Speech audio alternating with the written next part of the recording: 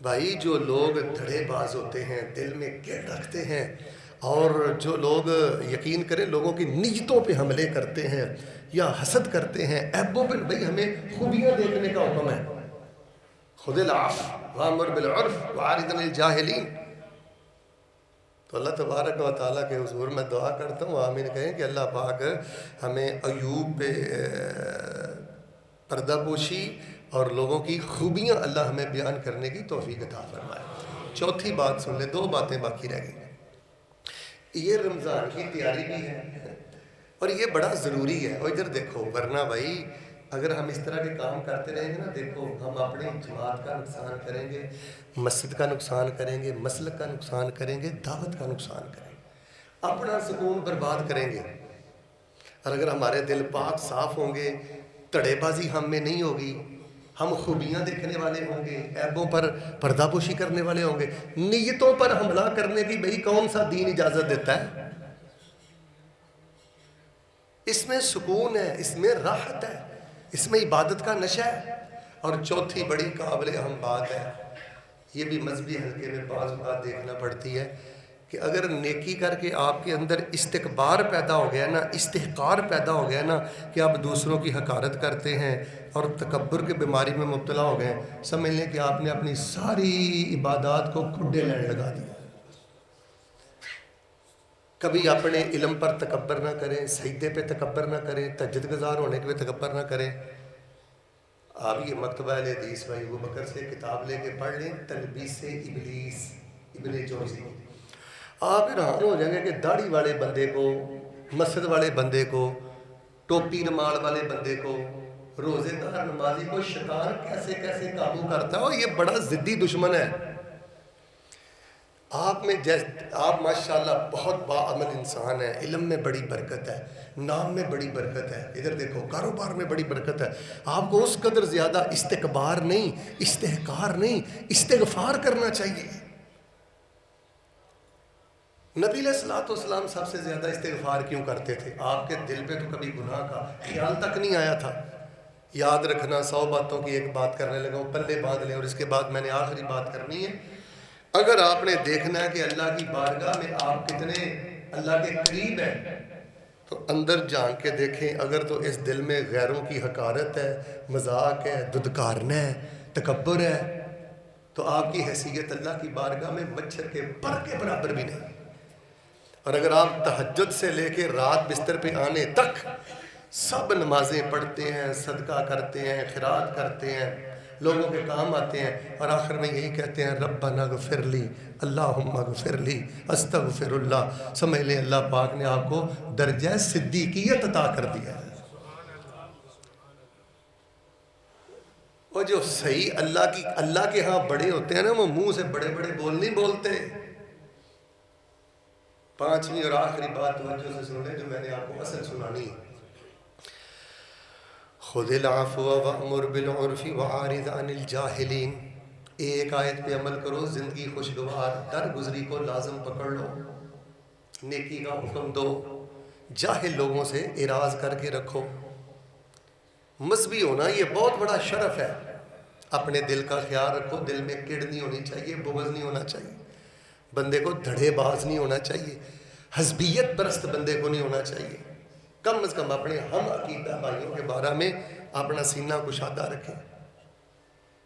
تیسری بات یہ ہے، کسی کی نیت پہ حملہ نہ کریں، لوگوں کے عیب نہ ڈھونڈیں، بہانے سے کسی کی غیر موجودگی میں حسد والا زہر نہ اگلیں، اعمال برباد ہوتے ہیں.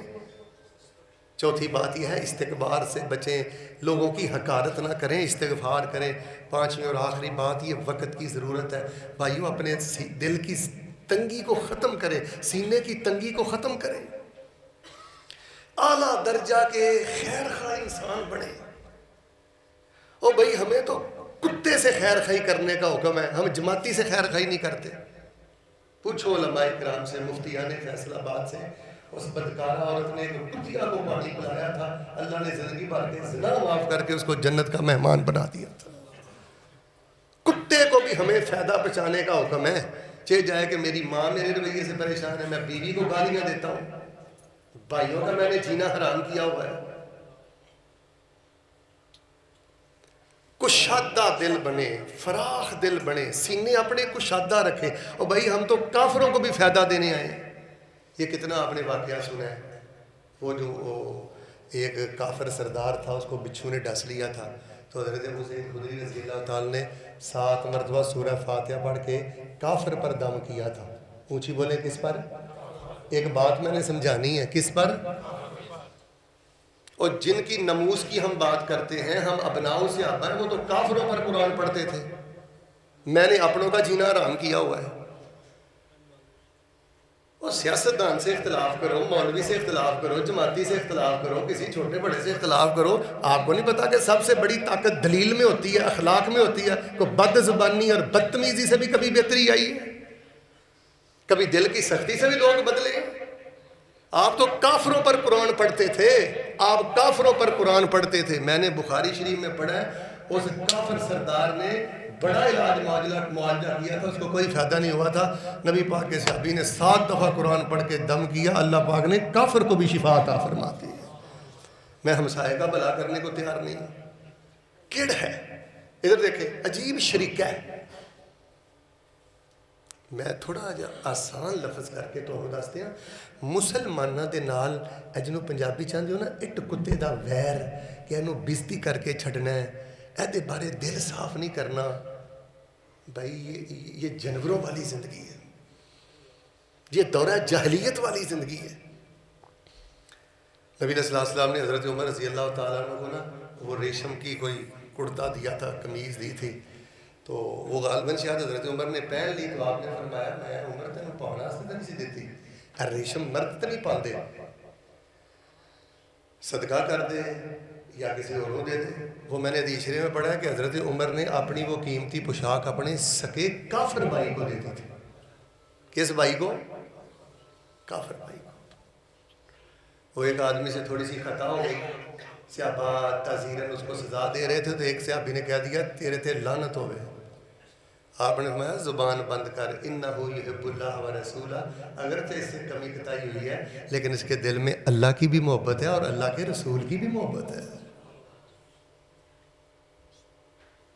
تو میرے پیارے بھائیوں، اس وقت کی ضرورت یہ ہے، اگر آپ توحید پھیلانا چاہتے ہو، سنت پھیلانا چاہتے ہو، ادھر دیکھو نمازوں کا نشہ لینا چاہتے ہو، تو سکڑا ہوا یہ جو دل ہے نا، سکڑا ہوا دل، یہ آپ کو ڈپریشن کا مریض بنا دے گا، گھر کی خوشیاں ختم کر دے گا. بیٹا آخری جملے ہیں میرے، زیادہ سے زیادہ 1 منٹ ہے میرے پاس. گھر کی خوشیاں ختم ہو جائیں گی، ذہنی سکون ختم ہو جائے گا. یاد رکھنا، جس بندے کے دل میں کڑ ہے، جس بندے کے دل میں سختی ہے، جو بندہ تڑے باز ہے، جو لوگوں کی نیتوں پہ حملہ کرتا ہے، جو بندہ استکبار تکبر کرتا ہے، وہ سمجھتا پتہ نہیں 4 سجدے کر کے میں کیا بن گیا ہوں. اور جس کا دل سکڑا ہوا ہے، اللہ کی قسم وہ ڈپریشن کی موت ہی مرتا ہے. کسی کو کچھ نہ کہے، وہ اپنی خوشیوں کا خود قاتل ہے. بھائی اگر اخلاق نہیں ہے تو پوچھیں مفتیان فیصل آباد سے، آپ کی عبادات کی قبولیت پر بھی سوالیہ نشان ہے. صرف گالیوں کی وجہ سے نمازی جہنم رسید ہوں گے، معاملات میں خرد برد کرنے کی وجہ سے بڑے بڑے داڑھی ٹوپی والے الٹے منہ جہنم میں پھینکے جائیں گے. فیکٹری میں چوری، دکان سے چوری، معصوم بچیوں کو حرام کھلاتا ہے، ظلم زیادتی کرتا ہے، یہ ساری چیزیں جہنم کا ذریعہ ہیں. نیک اعمال برباد. تو آخر میں آپ کو نا 2 وظیفے بتا دیتا ہوں، یہ آپ لازمی پڑھتے رہا کریں، آخری تشہد میں بھی پڑھتے رہا کریں. ان میں سے ایک وظیفہ آپ بے شک جب رات کو تہجد پڑھتے ہیں نا تو یہ بار بار پڑھتے رہا کریں. ربنا لا تزغ قلوبنا بعد اذ هديتنا وهب لنا من لدنك رحمة انك انت الوهاب. اللہ تو نے ہمیں نمازی بنایا، دیندار بنایا، مسجد داڑھی ٹوپی مدرسے والا بنایا. اللہ تو نے ہمیں دین دیا.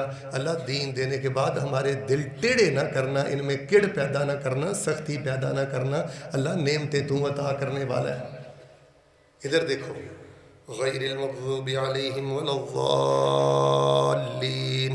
آمین پڑھنے کے بعد جب آپ قیام اللیل کرتے ہو نا، رات کو اشراق پڑھتے ہو نا، یا چاشت کی نماز پڑھتے ہو نا، یا صلاۃ الاوابین پڑھتے ہو، تو فاتحہ کے بعد یہ جو آیت ہے نا، ربنا لا تزغ قلوبنا بعد اذ هديتنا وهب لنا من لدنك رحمة انك انت الوهاب 10 دفعہ پڑھو، 100 دفعہ پڑھو، 1000 دفعہ پڑھو، آدھ گھنٹہ پڑھو. پوچھو علماء کرام سے، اگر رفع الیدین سنت ہے، اونچی آمین کہنا سنت ہے، پاؤں سے پاؤں لگانا سنت ہے، تو نفل نماز میں ایک آیت بار بار پڑھنا، رو رو کے پڑھنا، جھوم جھوم کے پڑھنا نبی پاک کی محبوب سنت ہے۔ اور بیٹا دل پھرتے 1 سیکنڈ لگتا ہے۔ بڑے بڑے نوجوان میں نے دیکھا 1 سیکنڈ میں ایک کلپ سن کر ملحد ہو گئے، ایک جملہ سن کر دل کی کیفیت ایسی بدلی ہے، ہر شے زندگی سے نکل گئی ہے، دل پھرتے وقت نہیں لگتا۔ یہ دعا آپ نے رمضان میں بھی بڑی پڑھنی ہے، اب سے آپ شروع کر دیں۔ آخری تشہد میں آپ یہی پڑھتے رہتے ہیں، ربنا آتنا فی الدنیا حسنہ، یا رب اجعلنی مقیم، یہ بھی پڑھا کرو، ربنا لا تزغ قلوبنا۔ اس وقت سوشل میڈیا، یوٹیوب، گوگل، ان چیزوں کی وجہ سے ادھر دیکھو سیدھے دل پہ وار ہو رہے ہیں۔ بچیاں دا ستیہ ناس ہو رہا جے، اس ٹائم تواڈے ملک سے 1 کروڑ نوجوان نشہ کر رہے ہیں۔ عمیر بھائی یہ گورنمنٹ کی رپورٹ ہے، 27 لاکھ جوان بچیاں نشہ کر رہی ہیں۔